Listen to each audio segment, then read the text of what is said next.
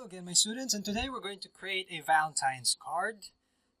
First, we're just going to create the shape of the poster for now. First, we're just going to change the color. Okay, I'm just going to select the color here. Just give me a moment. Okay,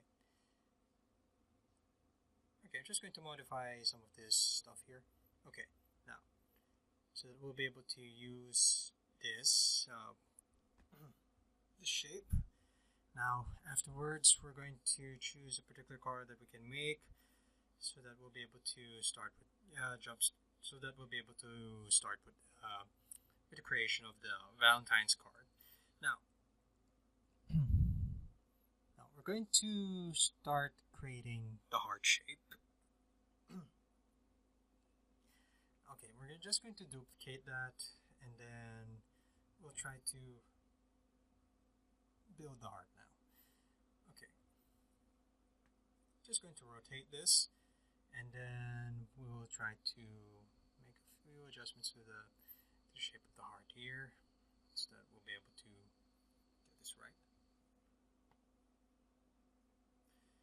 Okay, now it's starting to take shape, but we're just going to move that a little bit. Move this slightly above. There. Okay. We're just going to move it. Okay, we're just going to duplicate it instead so that we'll be able to make a symmetrical shape on this. Okay. Now. There. Perfect. Now we're going to make the pointy part at the bottom of the heart shape. Now, all we have to do is just make a rotation here, there. Okay, let's see. Well, it's there is no such thing as a perfect system for this, but no worries. I'm just going to do my best in creating the heart shape. There is always a tendency of trial and error when it comes to creating these kinds of kinds of shapes and tools and projects, because you're going to use there's one skill set that you're going to use, which all artists use when it comes to creating art. It's your sense of resourcefulness, which means you're going to use whatever that is available on your disposal, which is if you're going to use a particular tool here on Inkscape, you can either use some of these shapes here so that you'll be able to make the heart shape. You can use this modification tool here so that you'll be able to change the shape into something more pointy, such as this one here. As you can see, it's beginning to take shape. Now we're going to move this at the bare bottom so that we'll be able to create the heart.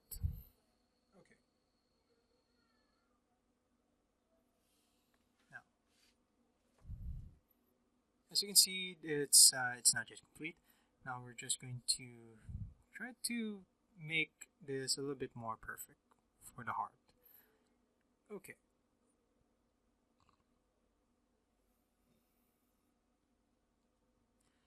Alright, now we're moving this to the top so that it can blend in. Okay, let's start again.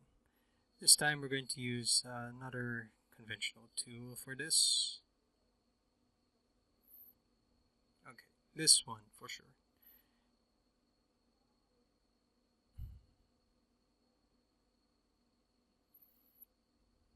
Oh, okay. Now we're going to try it one more time. It's alright to make mistakes. It's part of the learning process. It's also part of a means to move on to the next progress of your own work or your own skill set. So it's always a matter of trying trial and error, trying out the different tools that you have, which one works better for you, and which one can help you meet up with the things that you want to create. Right now, I'm using this tool right now so that we'll be able to make this pointed shape without compromising the roundness of this heart shape here. Now, just going to add another dot so that we'll be able to make the point, at the same time still retain that curvature, like that curvature that we see in hearts. Okay. Okay, curvature carefully. Okay, just going to align it a little bit so that it looked like it was. Okay, just a few more. Okay. Wonderful. Alright. Once we made the proper selection, now we can move this to here. And afterwards, we can blend it up. There. Perfect. Now we create the pointed shape of the heart tool. Now we're going to group it up. We're going to group the entire parts here, like so. Once we made the group, we're going to change the color into something that will complement the purple of the dark purple color. We're going to look for something that is slightly vibrant, and I'm using the basis of the color wheel here. That is the blue and the purple. Something that is right angled combination of the color combination. Now, this one looks a lot better with the purple. So now we're going to minimize this, and then we're going to rotate it so that it will have this action effect on the card. You can observe that if you use shapes that are in a diagonal position, it emphasizes this kind of action that is going on. It also gives this gesture of something of a vibrant liveliness. If you do it in a straight portion, it symbolizes more of a stability of the particular design. But this, I'm giving it some rhythm, going from one direction to the other, which is a diagonal direction, which is the hearts are going towards the upper left portion of the screen here. Now, it also gives the effect. It helps the effect of this atmosphere with the Valentine's theme. Now, I'm just going to make more duplications and make more modifications on this. Okay, just a little bit of patience so that we'll be able to make a good greeting card. I mean, a good Valentine's greeting card. Alright. Sometimes it takes some amount of your time so that you'll be able to make the proper arrangements for the hearts here. So I'm modifying the shape so that it can have a little bit of a variation, and some of it has its own consistency of shapes and size, so that it will give this sense of consistency as well. Now we're going to use these letters here. I'm just going to use this fonts here, which is the Valentine's font. I mean the sans serif fonts, because it gives the sense of occasion of the theme as well. Although you can use some different fonts, such as the ones with the curvature lines, which is serifs, but this one I like to try something a little bit different, which is something with a little bit of a modern sense.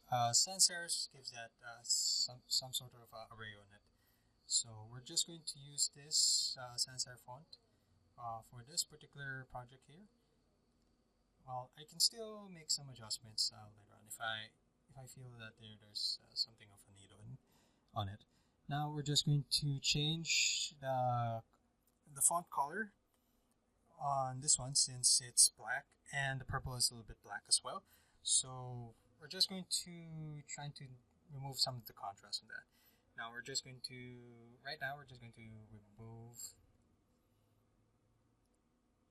duplicate it first so that we can make space and make the proper variation for this.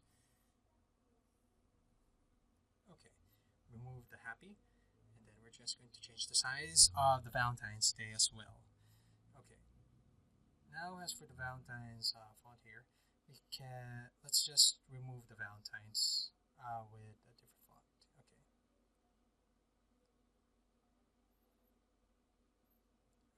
can try to experiment with the different fonts here so that we'll be able to see what's fonts will fit the shape. Okay.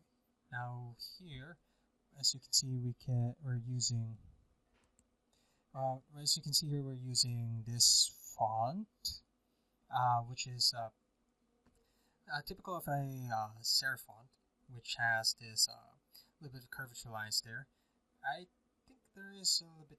I think I should stick with the serif font here for now, since it has a little bit more vibe with the other one. You can always make adjustments because adjustments always give revisions always give a better suggestion on when it comes to what designs works best on this particular design here. Now, as you can see, it's starting to look better now.